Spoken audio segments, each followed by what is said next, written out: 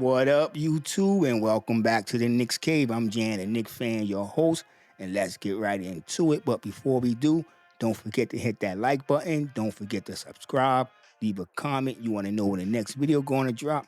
Hit the notification bell. All right, let's get into this. The big three. My big three for the New York Knicks. And I know some of you already know. You see Anunoby right there in the thumbnail, so y'all already know who I'm going with the big three. But in the beginning, and when all this signing was done, it only feel like less than a month that we got Cat, saying, that trade. And we were just thinking about the big three. And let's say it was Julius Randle. I know I was going with Julius Randle, Mikal Bridges, and my man Jalen Brunson, our superstar. But the trade happened. We got Big Cat, one of the best shooting big men in the league. And I know it hasn't seemed like that with the preseason. His 3-point percentage has been off by, let's not even get into the numbers real quick, but I think it's going to pick up. But the man still averaged somewhere around 20-something points per game. And that's with off shooting. So that's something to look forward, in my opinion. I'm like, once he get settled down and them threes start falling, the offense is going to be unstoppable. And this is what I mean by the offense. I got a little video here. If you just watch how these three guys function as an offensive unit, this is why I say this can be our biggest three. Not just because Anunoby is the highest paid player, and you want to go on the road. There's Cat, the Big Bodega, and I like that name, the Big Bodega. They want to switch it up, but I like the Big Bodega. And then you got JB, Anunoby, Cat, Anunoby, then JB, Jalen Brunson. Them are three highest paid players. So I'm not just going with them and saying that that's why they're the big three, but I'm just like, you look at this video, the way they play together, you know what I'm saying? The way they seem to know where each one is at on the court it's already a real cohesive unit with just them three. I mean, Josh Hart is still struggling, looking for his way. And that's why even before preseason start, I was making my videos. I was saying I think Josh Hart should come off the bench and Shamet should be that start. And I would put him in the shooting guard, move Bridges over to the small forward, throw Anunoby. Well, they can, Tibbs will probably twist it up. Saying Anunoby go to small forward, Mikal go to the power forward, and big Bodega at the center. That's what I would do. But Shamet is hurt. We're gonna get to him in a minute, his replacement. But that was my thinking for the start and rotation, because I thought Josh Hart would be more effective coming off the bench. And not only would he be more effective, he would get his opportunity to score. And if you're not scoring in this league, your confidence get low, your confidence go down, your ball play go with it. You know what I'm saying? Everything is start unraveling for a player. That's my opinion. So I was thinking, if he was in the second unit, where he'd be able to get more shots, you know what I'm saying? When the shots start falling down, he start feeling good about himself. The more he feel good about himself, the more energetic he is, the more he all over the court. Right now, he's in an offense that he's the last man before they think about it. By the time they think about giving him the basketball, is at the bottom of the shot clock. He got to put up whatever he got to put up. It's usually a bad shot. And you see that the man only scored 2 points in 5 games throughout the whole preseason. So yeah, you know what I'm saying? This unit of Carl Anthony Towns, my man JB, our all-star. And don't forget Anunoby. That's my big three. Tell me what y'all think in the comments. Or do y'all think that Mikal Bridges is going to get it all together once the season starts? You know what I'm saying? And with that being said, let's just get to Mikal Bridges and what he's been doing in the preseason. And it haven't been good. It really haven't. It have not been good. Mikal Bridges went 3 for 12. Not 3 for 12. Through 3.5 games, he had scored average 10 points. And that's not bad. Shot 45% from the field. But what's real worrisome is that he only went 21% from downtown. And the whole preseason, he shot 4 for 19. The last game with the Wizards, he went 0 for 10, shot 2 for 12 from the field. So this is concerning, you know what I'm saying? And he's been struggling with that shot for the last 7 years. He said he's been working on it, trying to get that stroke back which he had in Villanova, but it's not there yet. And I don't understand because when he was with the Nets, I'm going to be real, he looked pretty good. He was carrying that team. So I don't know what's going on right now. I think he should stick to taking the mid range and driving to the basket more until he feel comfortable, until that shot start falling. But I'm not really worried because, excuse me, I'm not really worried because I still see him on the defense. He's still giving the team what we need. He contributing on other ways, rebounding, getting in the right place, steals. You know what I'm saying? He's still doing what he's supposed to do as a player. It's just that 3-point shot is not falling like we all expected. We thought it was going to be smooth sailing. The way his presence opened up the floor, and not only opened up the floor, it opened up a lot of shots. When he do decide to drop, that's the big bodega that is. It opened up the shots for a lot of players. And I thought that Mikal Bridges was going to be one of them players that was going to really capitalize off the presence of Karl Anthony Towns. And so far, he hasn't, you know what I'm saying? And a lot of people can say, he's going to come along, he's going to come along. But I got a video here. We just look at the stroke. The stroke, one you look at his stroke. His stroke is not that bad. You know what I'm saying? Compared to campaign. Campaign shot. I don't know how it go in. He goes to the side. He do this awkward looking shot, but it goes in.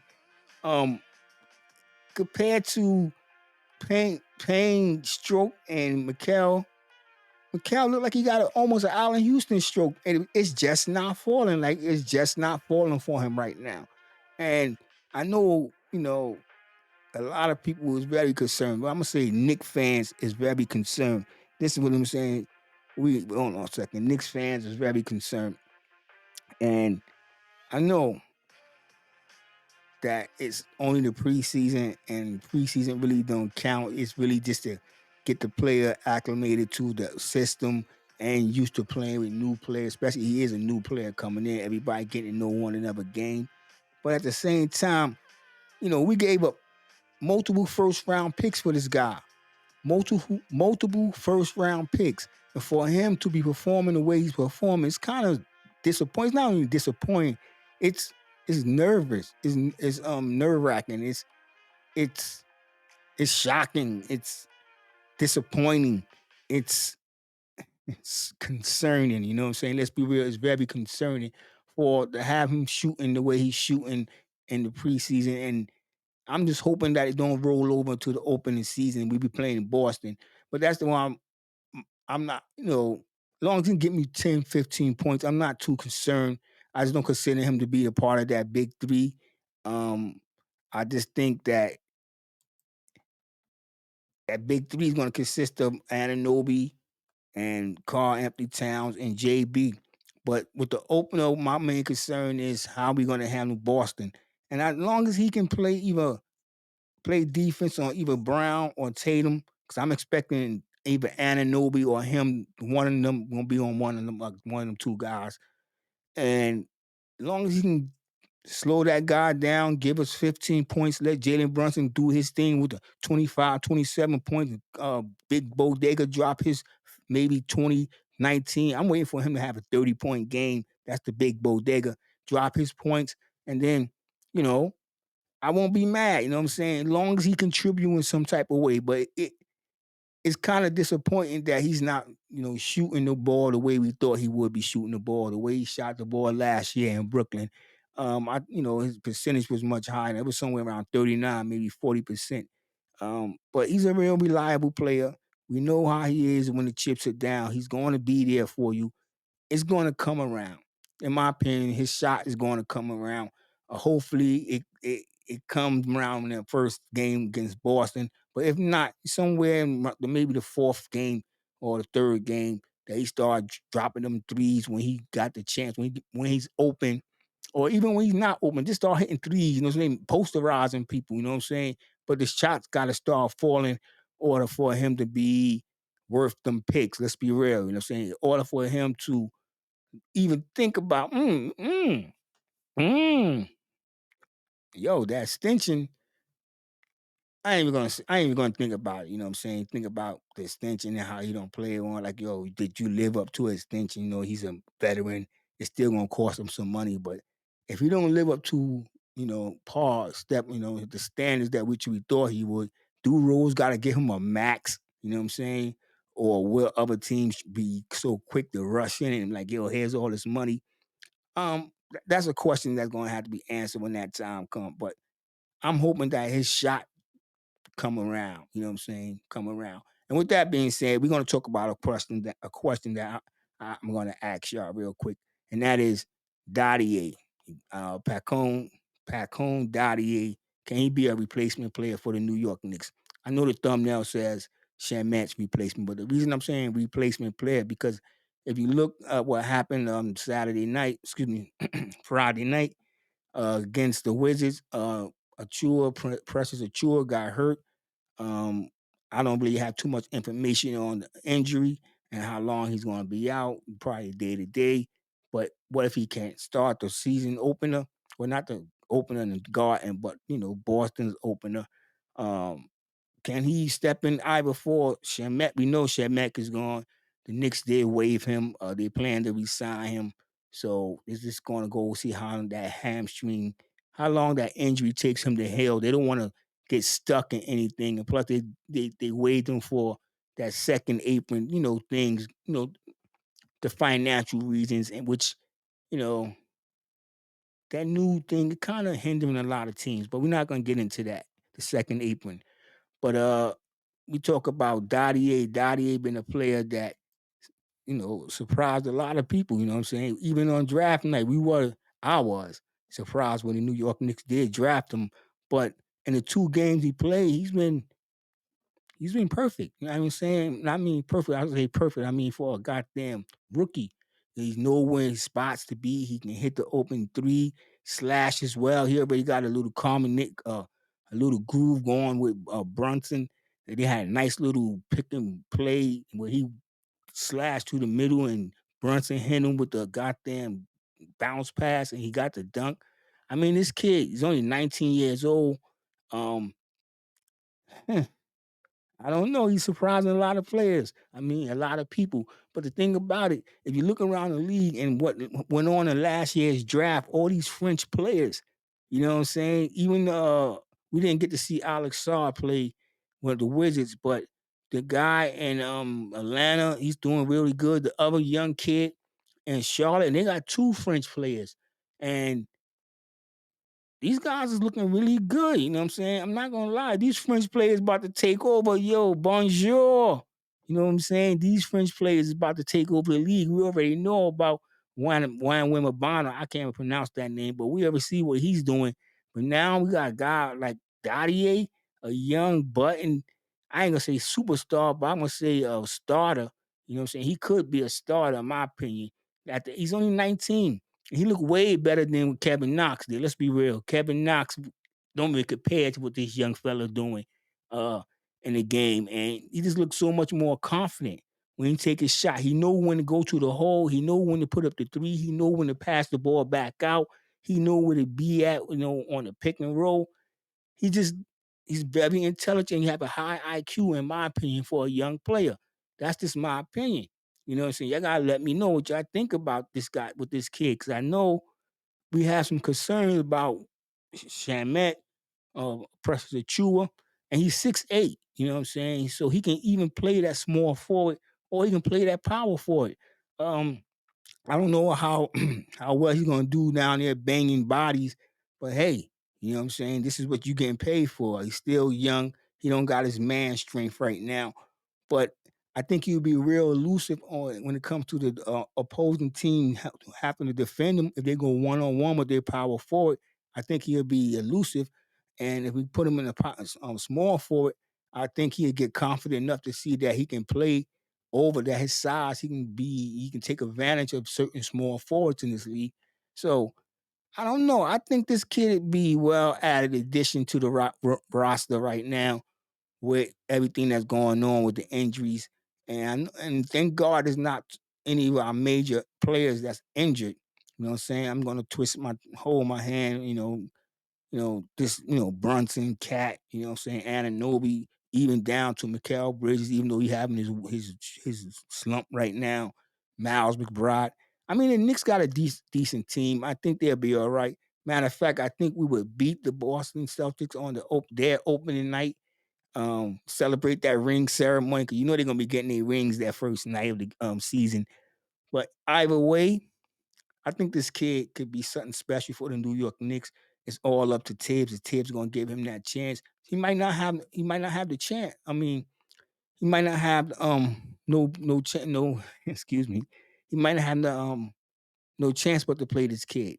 You know what I'm saying? The way we looking right now with the injuries and the bodies, you know what I'm saying, and with Mitchell Robinson out to I'm gonna say February, and you know, Precious Achua, I don't know if he's gonna be ready, and Shamet, I think this kid can step in. You know what I'm saying? Tell me what y'all think. Do y'all think if he step in, will he be productive? We seen what he's been doing in 2 games. In 2 games, his first game he scored 16 points, 5 rebounds, 1 steal, shot 6 from 11 from the field, 2 for 6 from downtown. Second game he came in 10 points, 3 rebounds, 4 for 7 from the field, 2 for 3 from downtown. And that was only 16 minutes. So I got confidence in this kid, and I think this kid can be something special for the New York Knicks. This can be one of them, I'm gonna say, sneaky steal of the draft. A lot of people not talking about him, and that's the thing. You know, will he get the minutes? You know what I'm saying? If he get the minutes, will he produce to where you have Charles Barkley and Kenny Smith and Shaquille O'Neal? They're talking about this kid that halftime like this kid another French man. The Frenches came to take over. You know what I'm saying? Let them eat cake. You know what I'm saying? I know that's Marie Antoinette got nothing to do with it. It's a French reference. But yeah, I think this guy is going to be something special for the New York Knicks. I think he can step in right now, take the place of Shamet because we were expecting Shamet to take the place of Dante the Inferno. I think he can take the place of the Shamet, the 3-point shooting. Will he be as electric and as energetic as Precious Achua have shown in a couple of games? And Precious Achua has shown more offense in what I've seen from him all last year and the last few preseason games. It looked like he was really ready to put on a show for the New York Knicks this season.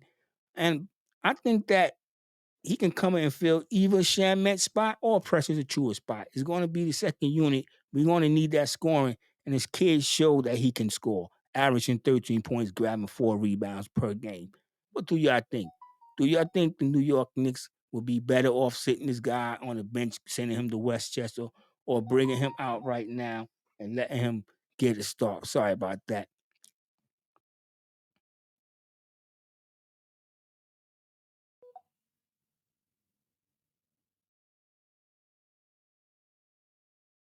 Let him run with the big dogs, you know what I'm saying?